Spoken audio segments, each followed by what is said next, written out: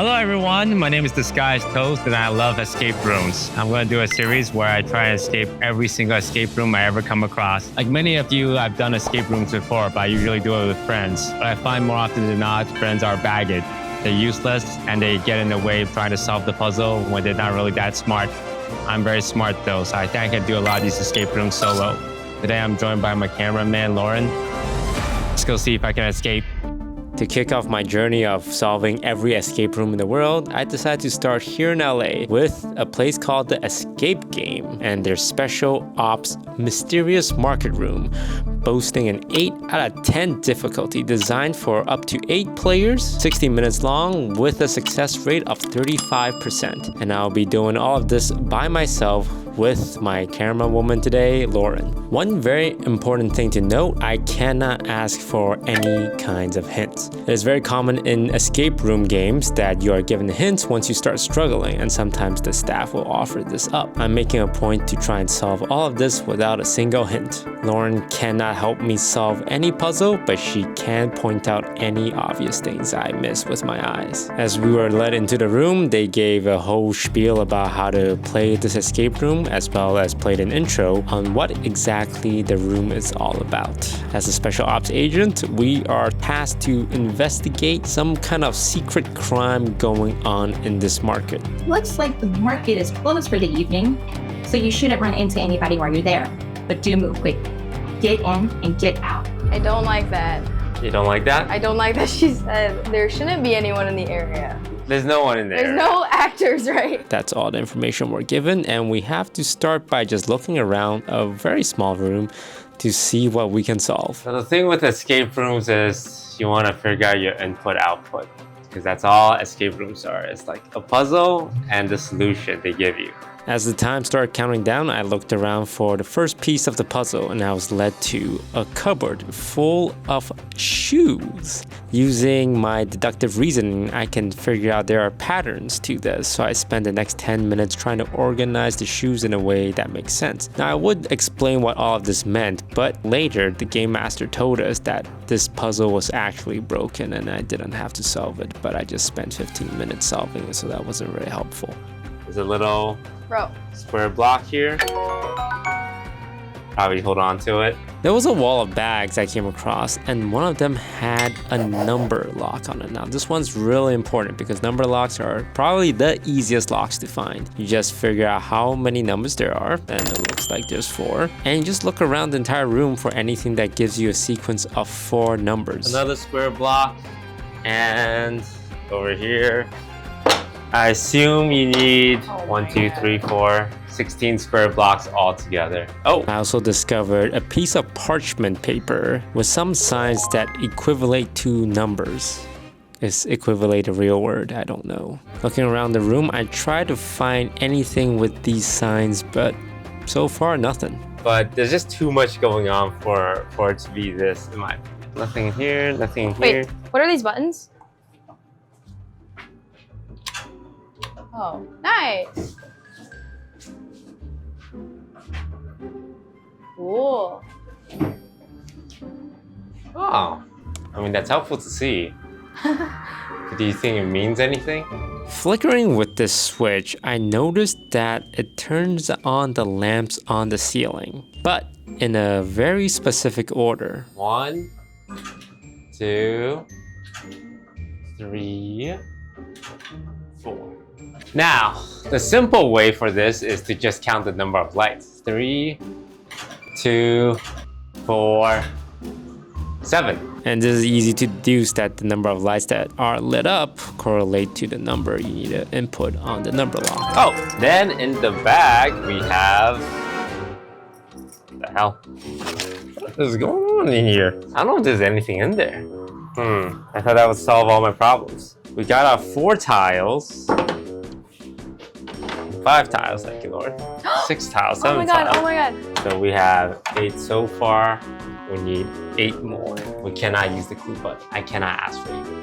I think if I asked for a clue, I would be too ashamed. Let's look at these lamps. Why would they make us open this bag?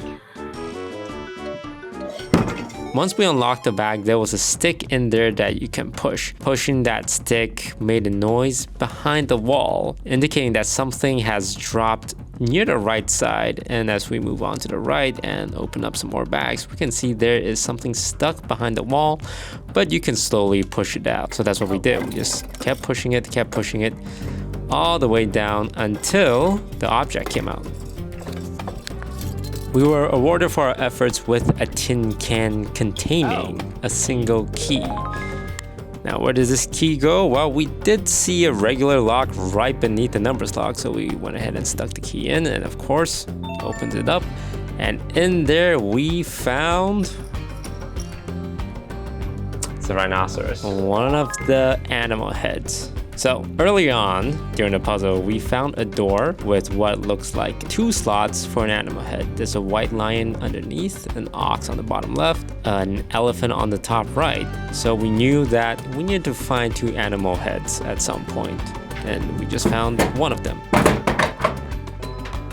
We're 100% supposed to get access to this room somehow. As I looked around the room, I noticed a poster that said, "New and improved cane always pushes through the target."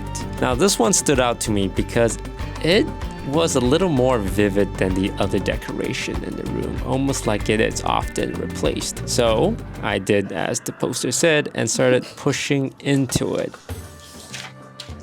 No. And then voila. Oh. Okay, we need to find a cane, I guess. I see a no camel sign. We don't like camels here. And this rug, there's something going on with this rug. I backed into the hint button, but I did not push it. I'm sorry. Second layer of rugs. And you can't open the third layer of rugs. So I don't know if this is like where the staff is chilling or there's something going on with the rugs. Camera woman Lauren noticed a cane on the side of the wall and pointed me to it. Thanks. Using the cane, I was able to stick it through and knock over a jar of coffee beans. You lift it all the way. And in that jar of coffee bean actually contained a key that we were able to use to open the door and gain access to the spice rack. Okay. Now we're getting somewhere. In the spice shop, there was a couple rows of spices, and underneath the lids, each spice had a corresponding sign. Signs that matched up with our parchment from earlier. So using the parchment and the signs on the spice, we can correlate each spice to a specific number. And on the register, there was a list of spices for sale.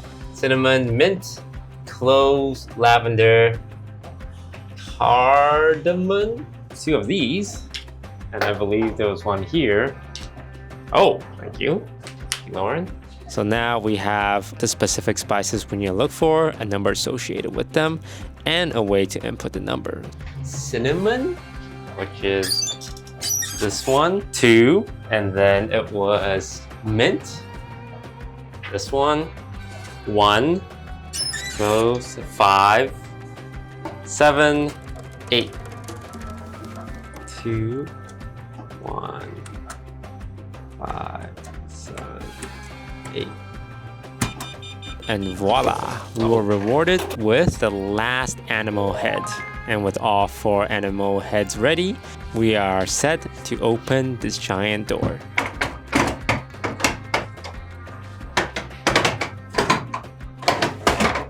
Unfortunately, sticking all 4 animal heads into the wall did not open the door. It was at this point I realized that since each animal heads were turnable, they must be facing a specific direction. Now, what direction should they be facing? Turns out the answer was in the puzzle right next to the door, the one where we need to find 16 tiles. Does that look right to you? Yeah. So with all 16 tiles found, we were able to put it together and it revealed the direction of each animal head and where it should be pointing. Ah, this is the lion's head then. Let's just point it to the top right. This is pointed to the bottom. This is pointed to the bottom right. And this is pointed to the bottom left. Ah! Sorry. And just like that, the secret door opens and we were ready to exit the escape room. Or so I thought. Wait. For your safety, please do not force this door open. Turns out this is one of those escape rooms that have 2 stages. I thought I was about to beat this in record time, and turns out I wasn't even halfway. We got into an elevator and a secret message from our agent starts playing. Uh-oh. Agents, SAC Dent here. I'm going to be taking over for Agent Parker. This is above your pay grade. Basically, he told us that a nuclear bomb was about to be fired, heading to an unknown location in the world. And it is our job to find out where exactly this bomb is headed and try and stop it before it's too late. That's a long elevator ride. There's always a second part. 28 minutes with 4 seconds left. Okay, I want to do this fast. Here you have what looks like a map and a whole bunch of turny knobs that can go left or right, left or right. Giant bunker here. Wheels you turn. What looks like power connectors or something later. Whiteboard. Eraser. Do you draw on this? Yeah, a little bit, and then you just wipe it off later. So I'm guessing you need that as notes. Another cable. Okay, there's 3 outputs here and 2 cable holes. Another cable here. A USB stick and an input. Oh, what'd you find? Oh, a USB keyhole. Nice one. I regret not bringing our flashlights. No, it's really dark in here. It's okay. It's just red. The first thing we had to do was connect 3 disconnected cables to restore power. Goes to the black hole. The blue cable goes here, and the yellow cable goes here. And I can see there's a yellow here, and I can see there's a blue here. Oh, thank goodness. Okay. Wow. With the power running, everything's working now. Oh my god, it's a whole touch screen.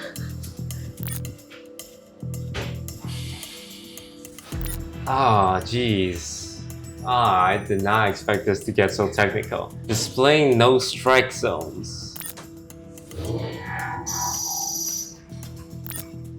Oh.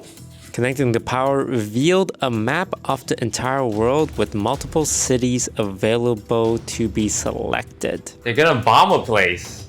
And we gotta stop them from bombing the place. And moving over to the targeting terminal, it turns out that there is a set amount of parameters given that you have to solve to figure out which city is being targeted. Targeting criteria must be within the following parameters: within missile range, outside of missile defense zone, outside of no strike zones, with optimal population range, anywhere between 5 and 15 million. So essentially using logic, you break down and figure out which city satisfy all 4 requirements. So we figure out defense zones. Visualize. So it can't be any places here. So that's why they give you markers. So this plate, these are clear, this is clear, these 2 are clear, that's clear, that's clear, that's clear, these 3 are clear, these 3 are clear, these 2 are clear, and that one is clear. And then you have to view population, any places between 5 and 15 million. So Chicago, Dallas, Miami, but I think Miami's Bogota, Nairobi, Manila, Bangkok. Okay. Run simulation. So I just randomly picked one and it turns out it was Chicago that was being targeted. Oh. This is where you make your guess. I hope I didn't just randomly guess it correctly. Nah. Okay. There's this thing, which is like a little puzzle game. You want to use all of this to fill up all of that. So B1 releases, then B1 goes up. C1 then unlocks that. But I imagine there's a trick to this. Because you fill up all these holes. But then what? Aren't you just turning on everything?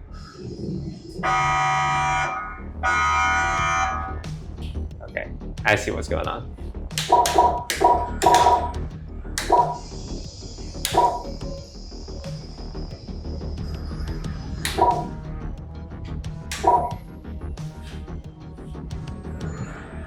So I can't fill this up, I don't want to fill this up, I don't want to fill this up.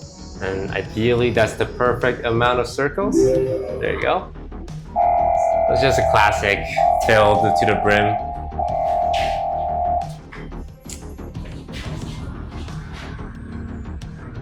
I'm guessing this just primes it for launching. Total damage factor, this seems like 100%, which makes me feel like we already got the right target. 100% is a pretty good amount. Okay, oh, there's 3 parts to this. So we filled up the fuel. The simulation looks good. Apparently we want to bomb Chicago. We have 16 minutes. I'm freaking out. I'm freaking out. I'm freaking out. I'm freaking out. Freaking out. Target ID. Wait, we have the target ID. It's Chicago. ID 3986. 3986.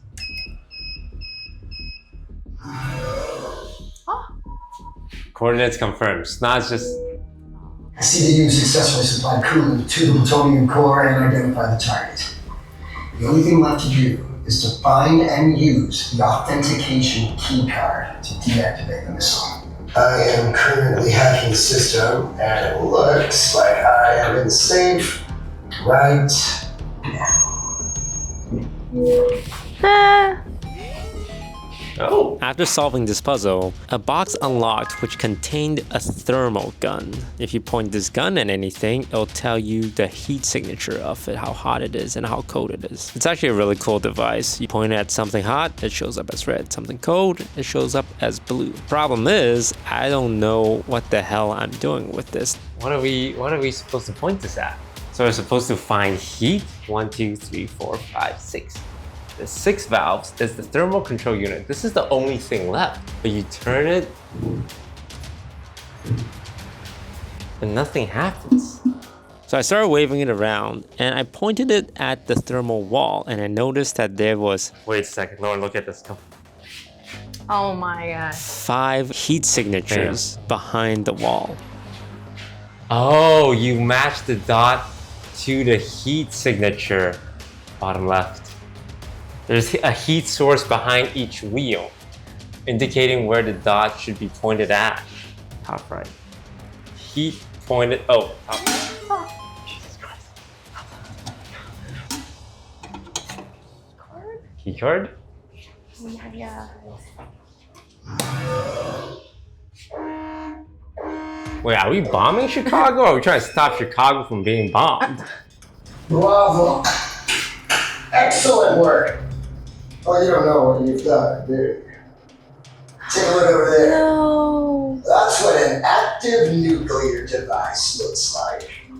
You've just activated the missile and selected a target.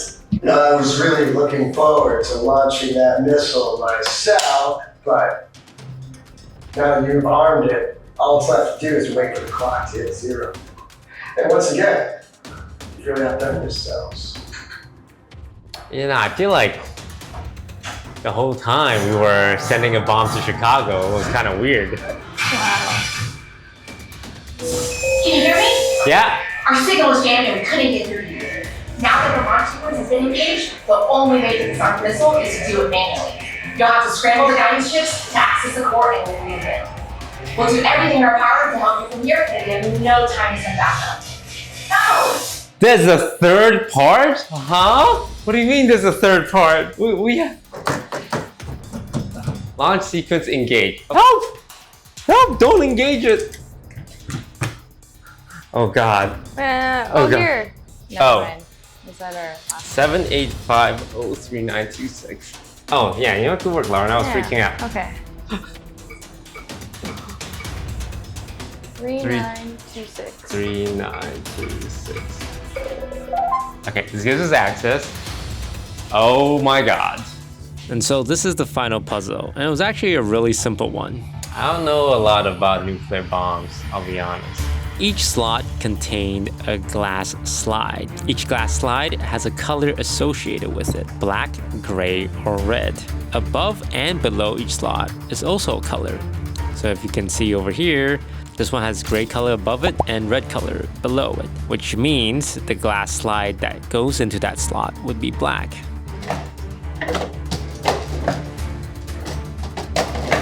Okay, it's a little brute force, I'm not going to lie. It's just a very straightforward which color is missing. If the color above is red and the color below is black, that means the color in the middle should be gray. So you always have 3 colors in every column. Moving every single slide first, I can easily just go down the list and put in the slide that makes the most sense.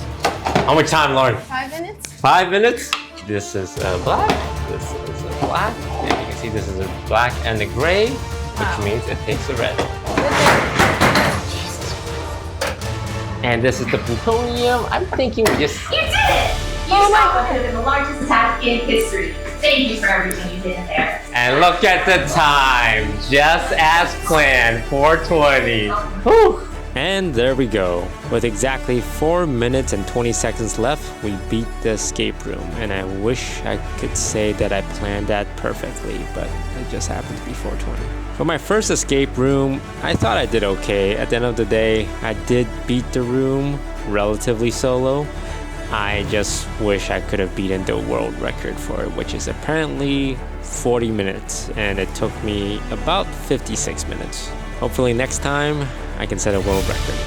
I'll see you in the next escape room.